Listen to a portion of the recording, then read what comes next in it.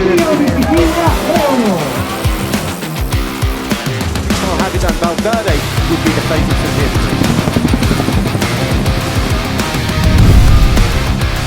6 kilometres, 4 kilometres, he's going to take 3 bonus seconds to move himself up from the GC. In this chase by... Oh, blimey, that was Juan Sebastian Moralo trying to get off the wheel with Filippo Fiorelli on his wheel. Nibali goes on the left-hand side, wow, rolling back the years, number 1 in this race, trying something great to see. Forza Nibali! He wins in Sicily!